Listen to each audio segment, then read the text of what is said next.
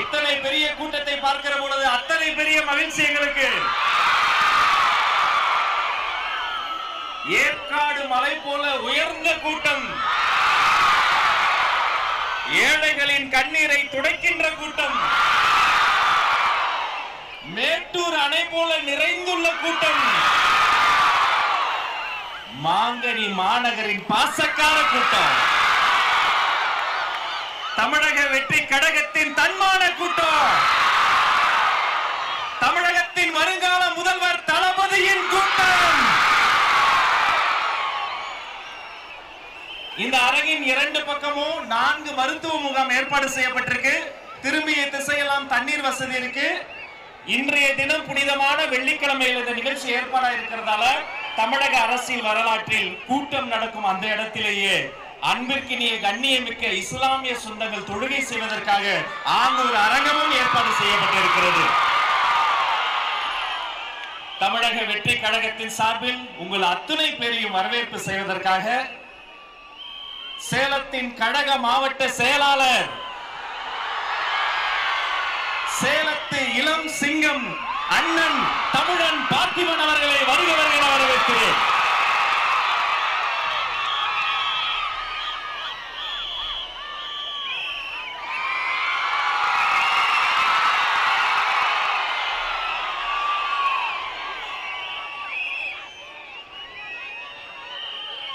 முப்பது காலமாக தளபதியின் ஒத்த முகத்திற்காக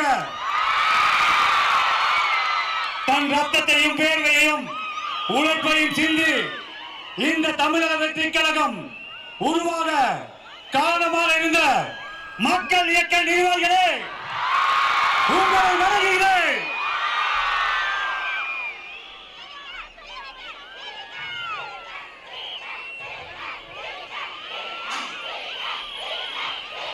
தமிழக வெற்றி கழகம், தமிழக வெற்றி கழகத்தின் ஆதிவேராகிய நகர ஒன்றிய பகுதி நிர்வாகிகளே, 2026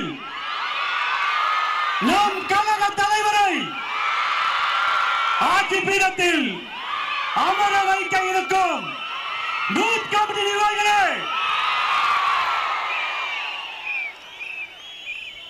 இளைஞர்களின் விடிவெள்ளி தமிழ்நாட்டின் ஒரே நம்பிக்கை நம் கழக தலைவர்களே, ஓயாமல் பணி செய்து ஒரு நிமிடம் கண் மூடினாலும் சாட்டையை சுழற்றி நம்மளை வேகப்படுத்தும் நமது தந்தைக்கு தந்தையாக, நண்பனுக்கு நண்பனாக, அண்ணனாக இருந்து வழிகாட்டி வழிநடத்தும் கழக பொதுச் செயலாளர் அவர்களே, மாநில நிர்வாகிகளே, இந்த நிகழ்ச்சியை எங்கள் சொல்லுக்கு கட்டுப்பட்டு வீட்டில் அமர்ந்து குடும்பத்தோடு பார்க்கும் கழக நிர்வாகிகளே, பொதுமக்களே, உறுப்பினர்களே, ரசிகர்களே, உங்களை பாடம் தொட்டு வணங்குகிறேன். வருக வருக வரவேற்கிறேன். 28 ஆண்டு காலமாக என் தளபதிக்காக இந்த சேலம் மாவட்டத்தில் 5000க்கும் மேற்பட்ட மக்கள் இயக்க பலகை திறந்து வைத்தோம். ரசிக மன்றமாக இருந்தோம். நம்மளுக்கு நற்பணி மன்றமாக மாற்றி மோடி கொடுத்தார். மக்கள் இயக்கமாக மாறியது. இன்று உலகமே திரும்பி பார்க்கும். அவர் ஒரு மொழி என்ன பேசுவார் என்று பார்க்கும். தமிழக வெற்றி கழகத்தை நமக்காக உருவாக்கி கொடுத்திருக்கிறார். எத்தனை நல பணிகள் சேலம் மாவட்டத்தில் 2011 மாபெரும் நலத்திட்ட உதவிகள் வழங்கினோம். நீங்கள் எல்லாம் சேர்ந்து வழங்கினோம்.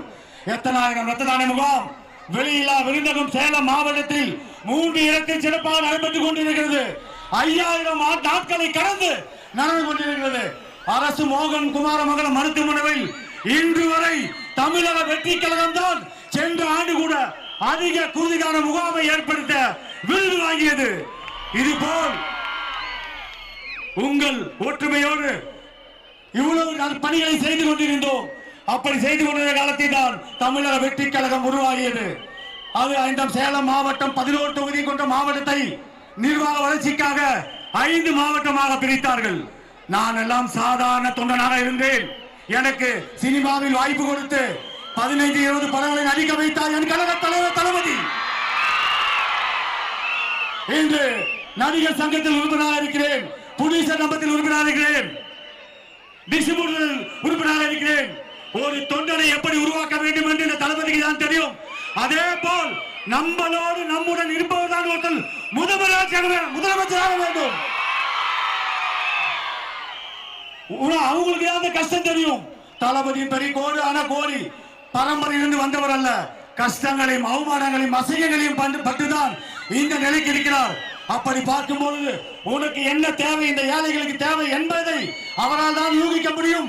அவரால் தான் முதலமைச்சராக இருக்க முடியும். நம்மில் ஒருவர் முதலமைச்சராக இருக்க வேண்டும். அப்படியெல்லாம் உழைத்து 5 மாவட்டங்களாக பிரிக்கும் பொழுது சீமான்கள் பணக்காரர்கள் கோடி கோடியாக கொட்டிக்கிறேன் என்று சொல்லும் போதும் என் கழக தலைவரும் தளபதி அவர்களும் என்னை மாவட்ட செயலராக்கினார். என்னுடன் இணைந்து 4 பேர் வசதியே இல்லாத அவர்களை ஒரு இமை பரிதும் யோசிக்காமல் கழக தலைவரும் பொதுச் செயலரும் மாவட்ட செயலராக்குகிறார். இன்று சேலம் மாவட்டத்தில் 5 பேர் இருக்கிறோம். அதே மாதிரி ஒன்று சொல்லிக் கொள்கிறேன், வருகின்ற சட்டமன்ற தேர்தலில் இதுவரை இல்லாத வரலாற்றில் நிகழாத நிகழ்வுகள் ஏழை எளியோர் அத்தனை பேரும் எம்எல்ஏ ஆக்க முடியும். அப்படிதான் உருவாகியது சேலம் மாவட்டத்தில் இந்த தமிழக வெற்றி கழகம். எவ்வளவு உதவிகள், எத்தனை கைம்பெண்களுக்கு தையல் மிஷின்கள், எத்தனை நலத்திட்ட உதவிகள். நன்றி. காலதாமதம் அண்ணவர் அவர் எல்லாம் அவர் தளபதிக்கே சிக்னல் காட்டுறவரு, எனக்கு சிக்னல் காட்டணும் பயந்துட்டேன். எத்தனை உழைப்புகள் உங்க எல்லாத்துக்குமே தெரியும். ஒவ்வொரு இடத்துலயும் ஒரு மன்றத்தை திறக்கும் போது எத்தனை பிரச்சனைகள் அந்த காலத்துல. இப்பயாவது 4-வே ட்ராக் இருக்கு, ரோடு இருக்கு. இந்த 5000 மன்றங்கள் திறக்கத்துக்குள்ளையும் என் மக்கள் இயக்கத்தின் நிர்வாகிகள் எவ்வளவு பேர் கஷ்டப்பட்டிருக்கான். இன்னைக்கு சொல்றாங்க பத்தியா, அரசியல் உங்களுக்கு என்ன தெரியும் சொல்றாங்களே. இன்னைக்கு சொல்லுகிறேன், இந்த 30 ஆண்டு காலமாக இந்த 5000 மன்றத்தை திறந்து விட்டு ஒரு மன்றம் திறக்க வேண்டும் என்றால் ஒரு இடத்துல திறக்கணும்னா எதிர்கட்சி ஆளுங்கட்சி அத்தனை பேர்த்துக்கிட்டையும் பிரச்சனை பண்ண அந்த மன்றம் திறந்தான். 30 ஆண்டு காலமாக ஆளும் கட்சியும் பார்த்து விட்டோம், எதிர்கட்சியும் பார்த்து விட்டோம். இன்று எதிர்கட்சியாக இருக்கிறோம். 2026 முதலமைச்சராகுவார். கழக தோழர்களே, உங்களுக்கெல்லாம் ஒன்றே ஒன்று சொல்லிக் கொள்கிறேன், உங்களிடம் இருக்கும் தாழ்வு மனப்பானை தூக்கி எறியுங்கள். எந்த வகையிலும் மாற்று கட்சியை சேர்ந்த ஒன்றிய நகர பகுதி செயலாளர்களை விட நீ கீழே இருக்கவன் இல்ல, அவர்களை விட நீ மேலே இருப்பவன். அந்த காலத்திலேயே எதையும் எதிர்பார்க்காமல் தளபதிக்காக நீ ரத்தத்தையும் சிந்தினான், உழைப்பையும் கொடுத்தாய். அவருக்காக அரசியலுக்கு வருவாரா வரமாட்டாருன்னு தெரியாது. அவர் ஒத்த முகத்துக்காக தான் நீ அவ்வளவு செஞ்ச. இன்னைக்குதான் அரசியல் வந்திருக்காரு, எதிர்பார்த்து செஞ்சியோ? அப்படி பார்க்கும்போது நீ பக்கத்து வீட்டுல ஒரு வார்டு கவுன்சிலர் பார்த்தாவே எவ்வளவு சந்தோஷப்படுற. வருங்காலத்தில் நீங்க இருக்க அத்தனை பேரும் அரசு அதிகாரத்தை பகிர்ந்து கொடுப்போம். தளபதி முதலமைச்சர் ஆவார். உங்கள் எல்லாத்துக்கும் சொல்றேன், உழைச்சவர் அத்தனை பேரும் அரசு அதிகாரத்தை பகிர்ந்து கொடுப்போம். அதே மாதிரி ஒன்னே ஒன்று சொல்லிக்கிறேன், 234 தொகுதியிலும் தளபதி மூளை முடுக்கெல்லாம் வர வேண்டும் என்றால் நமது ஆட்சி நடக்க வேண்டும். காவல்துறையினர் இப்ப பாருங்க எவ்வளவு டிமாண்ட், 51 கண்டிஷன் போடுறாங்க. இந்த கண்டிஷனை ஆளுங்கட்சிக்கு போறதுக்கு திறமை இருக்காங்க, உங்களுக்கு சொல்லுங்க பார்க்கலாம். ஆளும் கட்சி மாநாட்டில் கூட இத்தனை ஆம்புலன்ஸ் வண்டி இல்ல, இத்தனை மருத்துவர் இல்ல, டாய்லெட் பாத்ரூம் குடிநீர் அவ்வளவு ஏற்பாடு பண்ணிருக்கோம். எல்லா கட்சிக்கும் முன் உதாரணமா செஞ்சிருக்கோம். நன்றி, வணக்கம். நன்றி. வரவேற்புரையே இவ்வளவு வேகமா இருந்தா நிறைய பேர் நிறைய கனவு காண்றாங்க. வேலையே செய்ய மாட்டவங்க எல்லாம் நிறைய பேரு நீங்க போடுற இந்த 1000, 2000, 5000 கணக்கையெல்லாம் மக்கள் வாங்கி அவங்க பணம் உள்ள வச்சுக்கிட்டு 5 ரூபா விசிலுக்கு ஓட்ட போட்டு கோடிக்கணக்கான வாக்குகளை கொடுக்க போறாங்க. இந்த தருணம் அந்த தருணம். தர்மத்தாயின் தவப்புதல்வர் மாங்கனி மாநகருக்கு உங்கள் இதயக்கனி வருகிறார். கோட்டை மாரியம்மன் ஆட்சியோடு கோட்டையாக்கி வருகிறார்.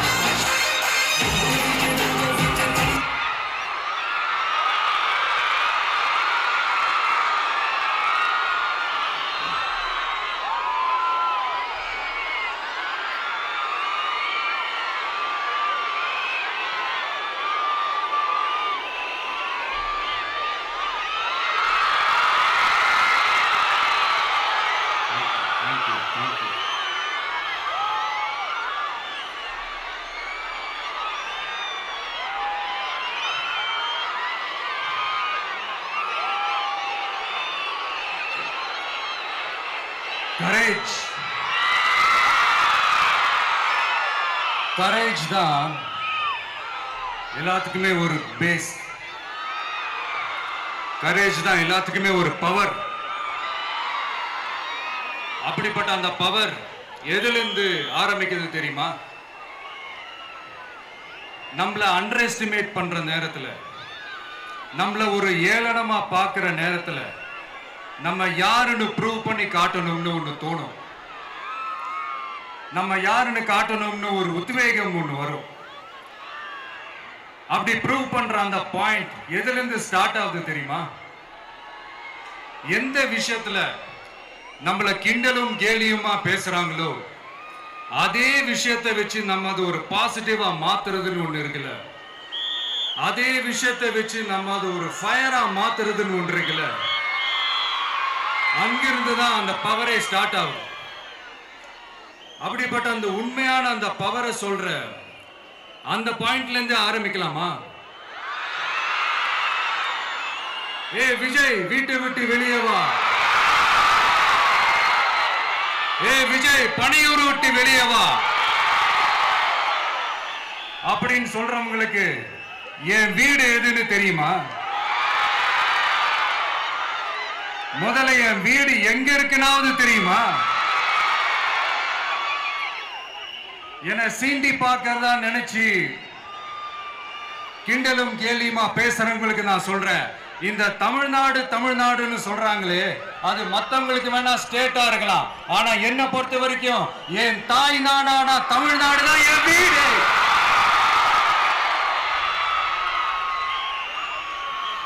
என் வீட்டுல மொத்தம் எத்தனை பேர் இருக்காங்க தெரியுமா? 8 கோடி பேர் இருக்காங்க. ஒட்டுமொத்த தமிழ்நாட்டு மக்களும் என் வீட்டு மக்கள், என் குடும்பம், என் உறவு, என் சொந்தம். எனக்கு எல்லாமும் கொடுத்த இந்த 8 கோடி சொந்தங்களுக்கு இனிமே எல்லாமுமா கூட நிக்க போறது இந்த விஜய் மட்டும்தான். தமிழ்நாட்டோட முதல் படை வீரனா, தமிழ்நாட்டோட முதல் பாதுகாவலனா அவங்க கூடவே நிக்கணும்ன்றதுதான் என்னுடைய குறிக்கோள். இன்னைக்கு இந்த விஜய், உங்க விஜய் உங்ககிட்ட ஓட்டு கேட்டு மட்டுமே வரல, உங்ககிட்ட நீதி கேட்டும் வந்திருக்கிற. ஆக்சுவலா உங்களுக்காக நீதி கேட்கறதுக்காக தான் நான் அரசியலுக்கே வந்தேன். ஆனா இன்னைக்கு நான் உங்ககிட்ட நீதி கேட்கறதுக்காக வந்திருக்கிறேன். இந்த விஜய் என்னங்க தப்பு பண்ணா? தன்னை நேசிச்ச தன்னுடைய மக்களுக்காக அரசியலுக்கு வந்தா அது ஒரு தப்பா?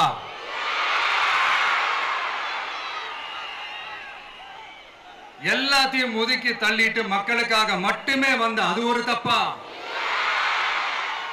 இந்த மத்த கட்சிகளுக்கெல்லாம் மாநாடு நடத்துறதுக்கோ பொதுக்கூட்டம் நடத்துறதுக்கோ இல்ல ஹால் ஃபங்க்ஷன்ஸ் நடத்துறதுக்கோ பர்மிஷன் கொடுப்பாங்க, இடம் கொடுப்பாங்க. ஆனா நமக்கு மட்டும் இடம் கொடுக்க மாட்டாங்க, கொடுக்கவும் விட மாட்டாங்க. இது என்னங்க நியாயம்?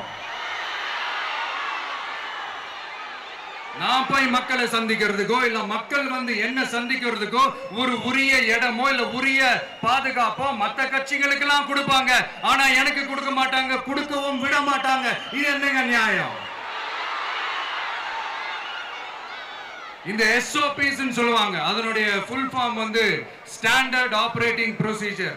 ஆனா எனக்கு மட்டும் அது ஸ்டாலின் சார் ஆபரேட்டிங் ப்ரொசீஜர். இது என்னங்க நியாயம்? இந்த விஜய் உண்மையானவன்றது உங்க எல்லாருக்குமே தெரியும். நமக்கு எதிராக சதி செய்யறது யாரு, நமக்கு எதிராக சூழ்ச்சி செய்யறது யாரு, நமக்கு எதிராக பழி போடுறது யாரு, யாரெல்லாம் ஒன்னா சேர்ந்து இதெல்லாம் செய்யறாங்கன்றது உங்க எல்லாருக்குமே நல்லா தெரியும். அதனால என்னோட சொந்தங்களாகிய உங்ககிட்ட வந்து நான் நீதி கேட்காம வேற யாருக்கிட்ட தான் போய் கேட்பேன்?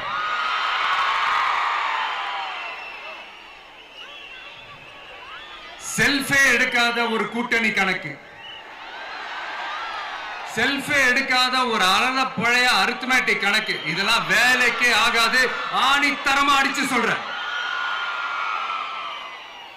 அப்புறம் இந்த காசு கொடுத்து ஓட்டு வாங்கிடலாம்னு கனவு காண்றாங்கல்ல, அதுவும் இந்த விஜய் வந்ததுக்கு அப்புறம் நடக்கவே நடக்காது. வண்டி வண்டியா கொண்டாந்து குட்டுவாங்க, 1000 2000 3000 4000 5000. சாமி மேல சத்தியெல்லாம் வாங்குவாங்க. அப்படிதான் இத்தனை வருஷமா உங்களை ஏமாத்தி இருக்கிறாங்க. வாங்கிக்கங்க, சந்தோஷமா வாங்கிக்கங்க.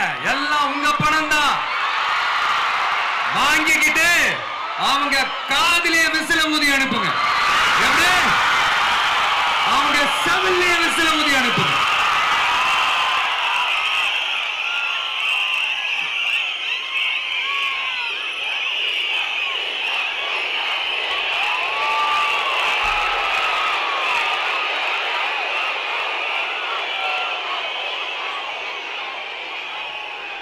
அடுத்து நம்மளுடைய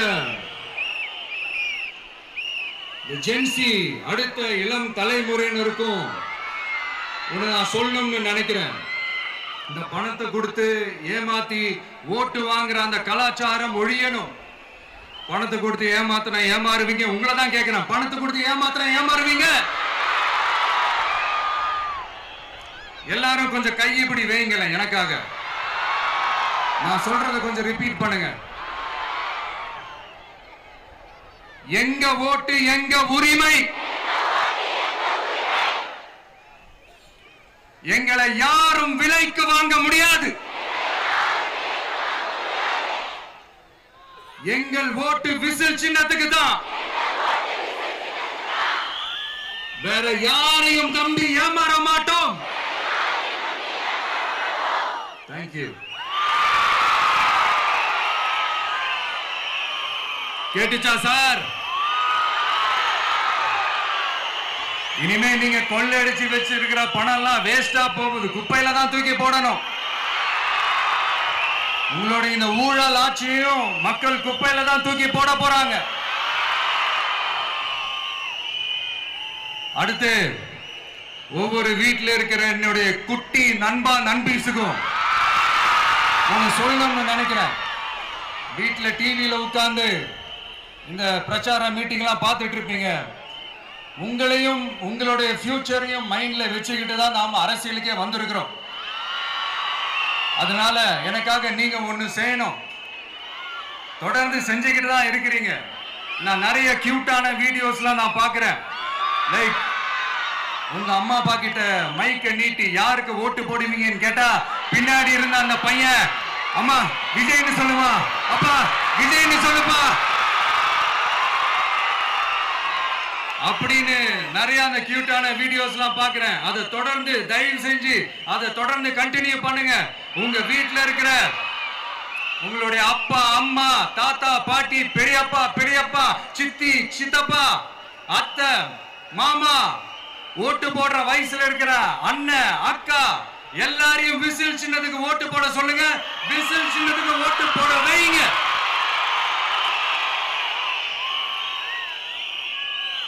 இந்த தேர்தல் நெருங்கிற இந்த நேரத்தில் பொலிட்டிக்கலா ஸ்பீக்கிங் டு த பாயிண்ட் ஒரே ஒரு விஷயம் நான் சொல்லணும். நாங்க அரசியலுக்கு வந்தது எந்த கட்சியும் ஒழிக்கிறதுக்கோ அழிக்கிறதுக்காகலாம் நாம் அரசியலுக்கு வரல. யார் மேலேயும் தனிப்பட்ட ஒரு வன்மமோ இல்ல தனிப்பட்ட கோபமோ அப்படிலாம் யார் மேலேயும் கிடையாது. இந்த மற்றவங்க மாதிரி இந்த வெறுப்பு அரசியல் பண்றதுக்காகலாம் நாம அரசியலுக்கு வரல. அரசியல் ரீதியா நம்மளுடைய எதிரிகள் யாருன்னு டிக்ளேர் பண்ணிட்டு தேர்தலில் நின்று ஜெயிச்சு மக்களுக்காக எங்களுடைய நன்றி கடனை செலுத்துறதுக்காக தான் நாம அரசியலுக்கே வந்திருக்கோம். Just want to make this clear. அவங்கள கேள்வி கேட்கறதுக்கு முன்னாடி அவங்களுடைய இயலாமையை மறைக்கிறதுக்காக இந்த ஏ டீம் பி டீம் இதெல்லாம் கூட சேர்த்துக்கிட்டு ஒரே விஷயத்த சொல்லி அழுவுறாங்கல்ல. என்னன்னு சொல்லி அழுவுறாங்க? அனுபவம் இல்லாதவங்களால எப்படி ஆட்சி அதிகாரத்தை செய்ய முடியும் அப்படின்னு ஒரே விஷயத்த சொல்லி அழுவுறாங்கல்ல. அந்த அழுகைக்கு நாம ஒரு பதிலடி கொடுக்கணும்ல. மக்களே, நான் உங்களையே கேட்கிறேன், தெரியாம தான் கேட்கிறேன். இந்த அனுபவம் அனுபவம் அனுபவம்னு சொல்றாங்களே, அதிகாரத்தை வச்சு மக்கள் பணத்தை கொள்ளையடிச்சதை தாண்டி வேற ஏதாவது கொம்பு முளைச்ச பெரிய அனுபவம் இவங்களுக்கு இருக்குதா?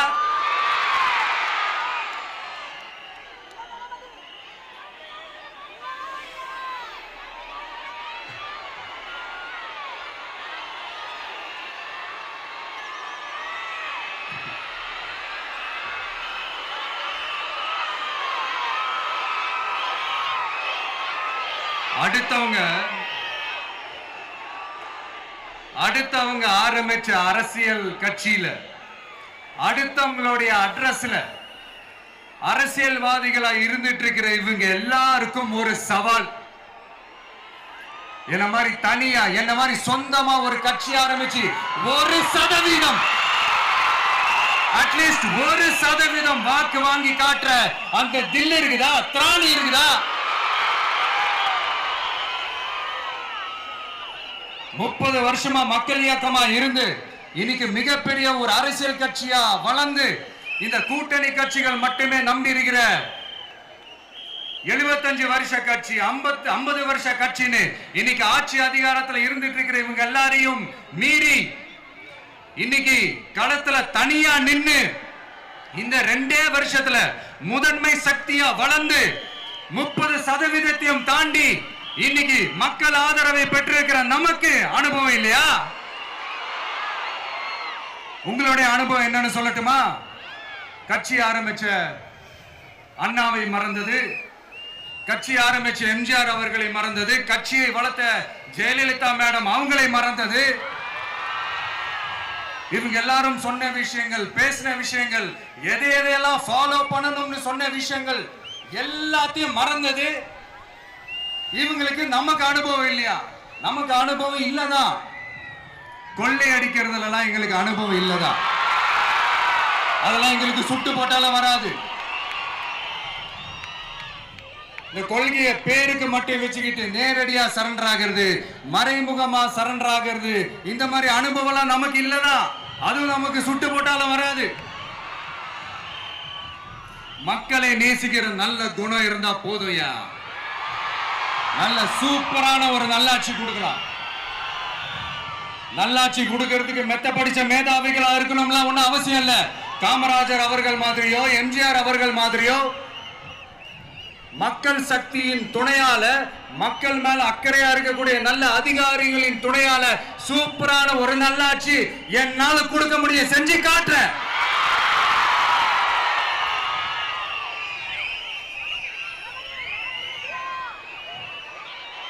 நாலரை வருஷம் ஆச்சு, 4.25 வருஷத்துக்கு மேல ஆகுது.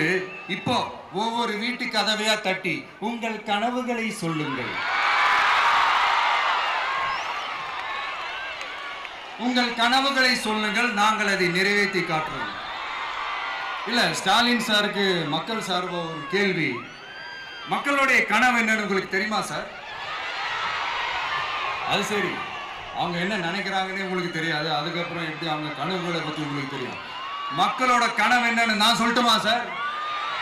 2019, 2021, 2024 இந்த 3 தேர்தலையும் மக்கள் உங்களுக்கு வாக்களிச்சதுக்கு காரணம் நீங்க மக்களுக்கு ஏதாவது நல்லது செய்வீங்கன்னு நம்பிதான். ஆனா நீங்க மக்களுக்கு கொடுத்த பரிசு மக்களுக்கு பாதுகாப்பே இல்லாத மக்கள் விரோத ஆட்சி. அந்த மக்கள் விரோத ஆட்சியை அகற்றிட்டு அந்த இடத்தில் தமிழக வெற்றி கழகத்தை ஆட்சி பீடத்தில் அமைக்கணும் அப்படின்றதுதான் மக்களுடைய ஒரே கனவு. இந்த மக்கள் விரோத திமுக அரசை நிலைக்க கூடாது அப்படின்றதுதான் மக்களுடைய ஒரே கனவு. 100% தூய சக்தி டிவிக்கு ஆட்சி அமைக்கும்.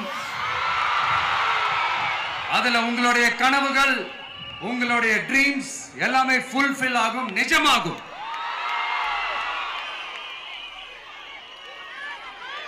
தமிழ்நாடு எப்பவுமே டெல்லிக்கு அவுட் ஆஃப் கண்ட்ரோல் அப்படின்ட்டு ஸ்டாலின் சார் அடிக்கடி சொல்லுவாங்க. ஸ்டாலின் சார் எது எதுலாம் அவுட் ஆஃப் கண்ட்ரோல் இப்ப நான் கொஞ்சம் சொல்லட்டுமா? முதல்ல சட்டம் ஒழுங்கெல்லாம் அவுட் ஆஃப் கண்ட்ரோல், பெண்கள் பாதுகாப்புல அவுட் ஆஃப் கண்ட்ரோல், இளைஞர்கள் வேலை வாய்ப்புல அவுட் ஆஃப் கண்ட்ரோல், மொத்தத்தில் அவரோட ஆட்சியே ஒரு அவுட் ஆஃப் கண்ட்ரோல். இந்த வருஷம் பிகினிங்ல சட்டசபையில பேசும்போது சொல்றாங்க, மக்கள் எல்லாரும் ரொம்ப மகிழ்ச்சியா இருக்கிறாங்க, அதனால நானும் ரொம்ப மகிழ்ச்சியா இருக்கிறேன் அப்படின்னு. மக்கள் சந்தோஷமா இருக்கிறத பார்க்கறது கூட ஒரு சந்தோஷம் தான் சார், அது யாரும் இல்லைன்னு சொல்லல. அப்படி உண்மையிலேயே மக்கள் உண்மையிலேயே சந்தோஷமா இருக்கிறாங்க அப்படின்னா ஏன் சார் விவசாயிகள் போராட்டம் நடக்குது? ஏன் சார் மீனவர்கள் போராட்டம் நடக்குது? ஏன் தொழிலாளர்கள் போராட்டம் நடக்குது? தூய்மை பணியாளர்கள் போராட்டம் ஏன் நடக்குது? அங்கன்வாடி ஊழியர்கள் போராட்டம், செவிலியர்கள் போராட்டம், மருத்துவர்கள் போராட்டம், மாற்றுத்திறனாளிகள் போராட்டம், அரசு ஊழியர்கள் போராட்டம், ஆசிரியர்கள் போராட்டம், இடைநிலை ஆசிரியர்கள் போராட்டம், பகுதி நேர ஆசிரியர்கள் போராட்டம். இதெல்லாம் உங்க ஆட்சியில மக்கள் மகிழ்ச்சியா இருக்காங்கன்றதுக்காக நடக்கிற போராட்டமா சார்? எனக்கு தெரிஞ்சு மக்கள் சந்தோஷமா இருக்கிறாங்கன்னா பொங்கல் வச்சு கொண்டாடுவாங்கன்னு கேள்விப்பட்டிருக்கிறேன். உங்க ஆட்சியில தான் போராட்டம் நடத்தி அவங்களுடைய மகிழ்ச்சியை வெளிப்படுத்துறாங்கன்னு நினைக்கிறேன். இன்னும் தீரவே தீராத பிரச்சனைகள்னா இருக்கிற இடம் பிரச்சனை, பார்க்கிற வேலை பிரச்சனை, பண்ற தொழில் பிரச்சனை, விலைவாசி பிரச்சனை, தண்ணி பிரச்சனை, பஸ் வசதி இல்லைன்ற பிரச்சனை, ரோடு சரி இல்லைன்ற பிரச்சனை, ஆஸ்பத்திரி சரியா இல்லைன்ற பிரச்சனை. இப்படி எல்லாம் ஒரு அடிப்படை விஷயங்களே பிரச்சனையா இருந்தா அப்போ ஆளுங்கட்சின்னு ஒண்ணு எதுக்குதான் இருக்கிறாங்க அப்படின்னு தானே மனசுல தோணும் மக்களுக்கு. ஆட்சிக்கு வர்றதுக்கு முன்னாடி தான் பொய் பொய்யா அடிச்சு விட்டீங்க. இப்ப ஆட்சியை விட்டு போகும்போது கூட பொய் பொய்யா பேசுறீங்களே சார், என்ன சார் இது? மாத்தி மாத்தி பேசுறதுல நீங்க வேற லெவல் தான் சார். ஆட்சிக்கு வந்த அடுத்த வருஷமே 2022ல 70% வாக்குறுதிகளை நிறைவேற்றிட்டோம்னு சொன்னாங்க. அப்புறம் போன வருஷம் 90% வாக்குறுதிகளை நிறைவேற்றிட்டோம்னு சொன்னாங்க. அப்புறம் இந்த வருஷம் 505 வாக்குறுதிகளை 404 வாக்குறுதிகளை நிறைவேற்றிட்டோம். கிட்டத்தட்ட ஒரு 80% வாக்குறுதிகளை நிறைவேற்றிட்டோம்னு சொன்னாங்க. முதல்ல 70, அப்புறம் 90, அப்புறம் 80. இன்னும் தேர்தல் நெருங்க அது 60, 50, 40, 30, 20ல போய் நிற்கும்னு நினைக்கிறேன். அதையும் அவரே அறிவிப்பாரோ என்னமோ எனக்கு தெரியல. முதல்வர் ஸ்டைல்லையே சொல்லணும்னா, பொய்யிலேயே பிறந்து பொய்யிலேயே வளர்ந்த புலவர் பெருமானே, கொஞ்சம் அத திருத்தி சொல்றேன், புலுகர் பெருமானே. அது இன்னும் பொருத்தமா இருக்கும். அவருடைய அண்ட புழுகு, ஆகாச புழுகு என்ன தெரியுமா? பெண்களுக்கு பாதுகாப்பு தமிழ்நாட்டில் எங்க போனாலும் கொட்டி கிடக்குதான். அப்படி அது உண்மைனா அண்ணா யூனிவர்சிட்டி அந்த பொண்ணுக்கு ஏன் சார் அப்படி ஒரு கொடுமை நடந்துச்சு? கோவை கல்லூரி பெண்ணுக்கு ஏன் சார் அப்படி ஒரு கொடுமை நடந்துச்சு? பெண் குழந்தைகள் பாதிக்கப்படுறதா கிட்டத்தட்ட 1000க்கும் மேலான போக்சோ கேசுகள் ஏன் சார் பதிவானுச்சு?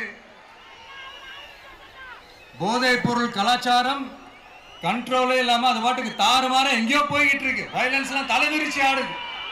அதுக்கு ஒரு ரீசெண்ட் எக்ஸாம்பிள் அந்த ரயில்வே ஸ்டேஷன்ல அந்த சிறுவர்கள் எல்லாரும் சேர்ந்து செஞ்ச அந்த சம்பவம். சட்டம் ஒழுங்கு சரியா இருந்தா ஏன் சார் இப்படி எல்லாம் நடக்குது? சட்டம் ஒழுங்கு சரியா இருக்கணும்னா முதல்ல தமிழ்நாட்டுக்கு ஒரு டிஜிபி வேணும் சார். எங்க சார் போனார் அவரு? எங்க அவரு? சும்மா இந்த ஆக்டிங் ஆபீசரை வச்சுக்கிட்டு அரசாங்கத்தை நடத்துனீங்கன்னா இப்படிதான் சட்டம் ஒழுங்கு சந்தி சிரிக்கும். முதல்ல தமிழ்நாட்டுக்கு ஒரு டிஜிபியை போடுங்க சார். அதுக்கப்புறமாச்சும் சட்டம் ஒழுங்கு சரியாகுதான்னு பார்ப்போம். சரிப்பா, கேள்வியா கேட்கறியே, நீ வந்தா என்ன செய்வ அதானே கேட்கறீங்க. கரெக்ட், கேட்கணும். மக்களோட அடிப்படை தேவைகளை தீர்க்கிறது தான் நம்மளுடைய ஃபர்ஸ்ட் வேலையே. அதை தீர்க்கிறதுக்கான அந்த தேடி போறது, அதோட சொல்யூஷனை தேடி போறது தான் நம்மளுடைய ஃபர்ஸ்ட் அஜெண்டாவே. கொஞ்சம் வெயிட் பண்ணுங்க, தேர்தல் அறிக்கை ரெடி ஆயிட்டு இருக்கு. தெளிவான ஒரு தேர்தல் அறிக்கையாவது வரும். என்ன நம்புற உங்களை நான் டிசப்பாயிண்ட் பண்ணவே மாட்டேன்.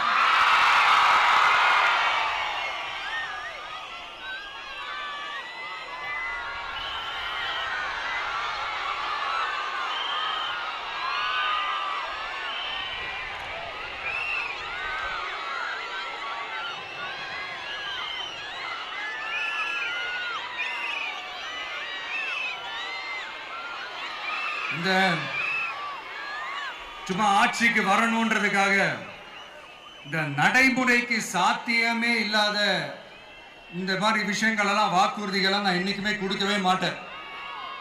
அதே மாதிரி ஆட்சிக்கு வந்ததுக்கு அப்புறம் கூட அவங்க அது தரல, இவங்க இது தரல அப்படின்லாம் பம்மிக்கிட்டு இல்லாம உங்களுக்காக எந்த எக்ஸ்ட்ரீமுக்கும் போய் நான் போராடவும் தயாரா இருக்கிறேன். அதனால நான் மறுபடியும் இதை நான் ரிப்பீட் பண்றேன். இவ்வளவு நாள் இதை நான் மட்டும் தான் சொல்லிக்கிட்டு இருந்தேன். இப்ப களமே சொல்லுது, ரெண்டே ரெண்டு பேருக்கு நடுவுல தான் போட்டியே.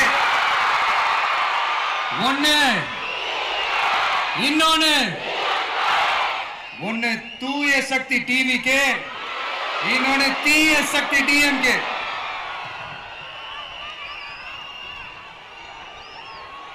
இப்ப நம்ம இந்த எலெக்ஷன் விஷயத்துக்கு வருவோம். விஜய் என்னப்பா இவரை மட்டும் தான் எதிர்க்கிறாரு, இவங்களை எதிர்க்க மாட்டேன்றாரு, அவங்கள பத்தி எதுவுமே சொல்ல மாட்டேங்கிறாரு. இல்ல நான் கேட்கிறேன், இது யாருக்கான எலெக்ஷன்? தமிழ்நாடு சட்டசபைக்கான ஒரு தேர்தல். இப்ப இங்க யார் ஆட்சியில் இருக்கிறா?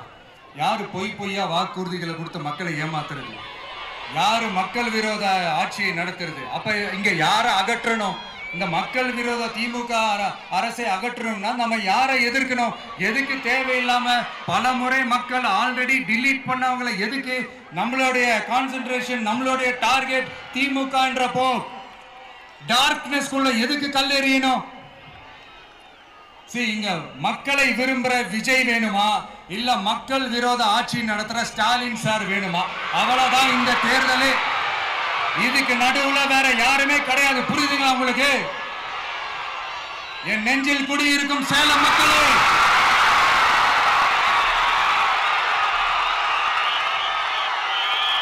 One last simple question.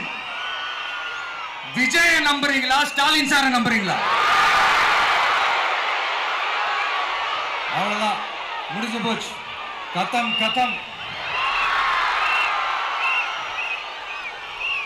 போர் முழக்கம் உங்களை ஒரு நிமிஷம் கூட தூங்க விடாது. இந்த போன லாஸ்ட் வீக் இந்த டிஎன்பிஎஸ்சி இந்த எக்ஸாம்ஸ், இந்த குரூப் 2 எக்ஸாம்ஸ் அதை அனௌன்ஸ் பண்ணிட்டு உடனே அதை கேன்சல் பண்ணிட்டாங்க. இது உலகத்துக்கு எல்லாருக்கும் தெரியும்.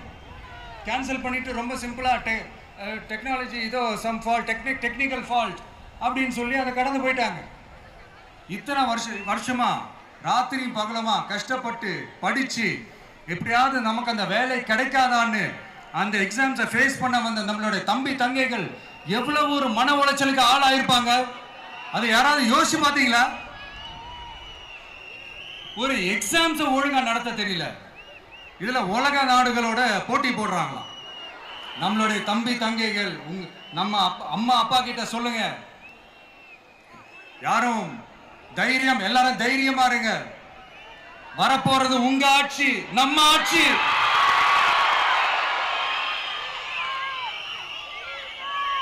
அதனால இந்த மாதிரிலாம் எதுவும் நடக்காம சமூக நீதிக்கான ஒரு நல்ல ஆட்சியை அமைப்போம். இளைஞர்களின் வேலை வாய்ப்புகளை மனசுல வச்சுக்கிட்டு டிரான்ஸ்பரண்டா அதுக்கான ஒரு தீர்வை காணுவோம். நான் விக்கிரவாண்டி மாநாட்டில் பேசும்போது ஒரு பொலிட்டிக்கல் பாம் ஒன்னு சொன்ன ஞாபகம் இருக்கா? ஆட்சியிலையும் பங்கு, அதிகாரத்திலையும் பங்குன்னு ஒன்னு சொன்னேன். இப்போ அந்த பொலிட்டிக்கல் பாம் எல்லா கூட்டணியிலையும் வெடிச்சுக்கிட்டு இருக்கு, தாறுமாற வெடிச்சுக்கிட்டு இருக்கு. ஸ்டாலின் சார்லாம் பதறாரு, ஆட்சி அதிகாரத்துல பங்கெல்லாம் தமிழ்நாட்டில் ஒத்து வராது அப்படின்னு சொல்றாரு. அவங்கள பொறுத்த வரைக்கும் ஜெயிக்கிறதுக்காக மட்டும்தான் கூட்டணி, மற்ற எல்லாத்துக்குமே அவங்க தனி அணி, அவங்க மட்டுமே ஒரே அணி. வெல்வோம் ஒன்றாக, ஆனா வரும் வெல்த் எல்லாம் பார்ப்போம் தனியாக.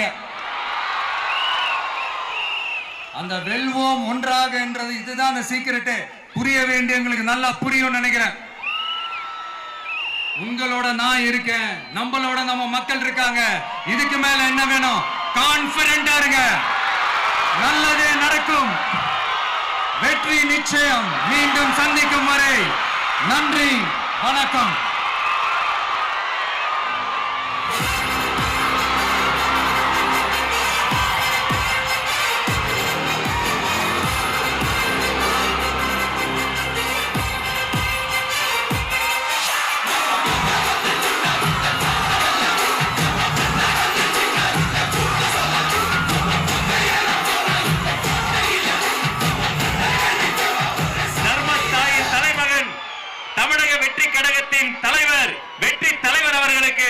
சேலம் கழக மாவட்ட செயலாளர்கள் உங்கள் சார்பில் நிறைவு பரிசு வழங்க மேடைக்கு வருகிறார்கள். சேலத்து இளம் சிங்கம் தமிழன் பார்த்திபன்.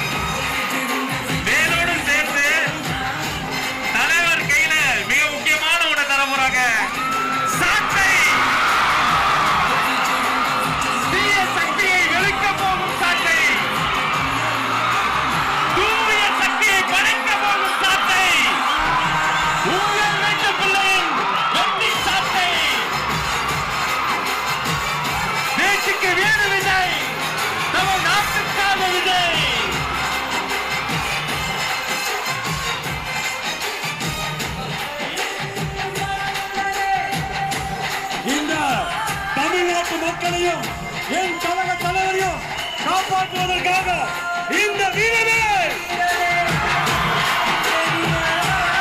ஊழல் சக்திகளை ஓங்கி அடிக்க கோட்டை விளக்குவோம். ஊழல் சக்திகளை நல்வாழ்த்தி தருவோம். நன்றி. கழக மாவட்ட செயலாளர்களுக்கு நன்றி.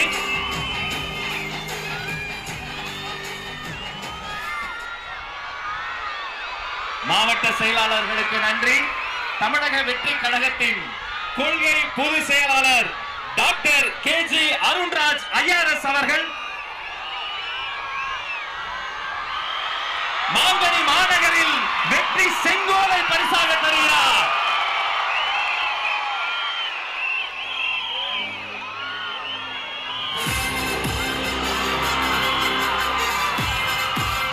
அந்த வெள்ளி செங்கோலோடு சேர்த்து மக்களின் சார்பில் மாங்கனி மாநகரில் மாவட்ட கழக செயலாளர் மக்கள் சார்பில் பொன்னிற செங்கோலையும் தருகிறார்.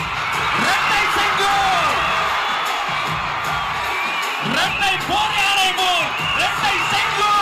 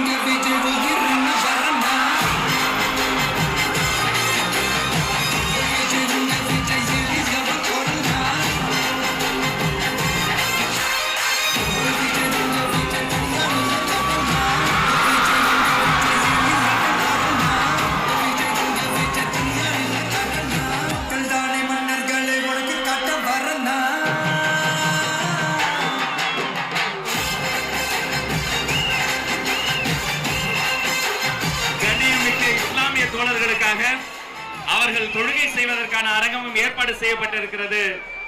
இத்தனை நேரம் பொறுமை காத்து எங்களோடு இணைந்திருந்த அத்தனை சொந்தங்களுக்கும் நன்றி.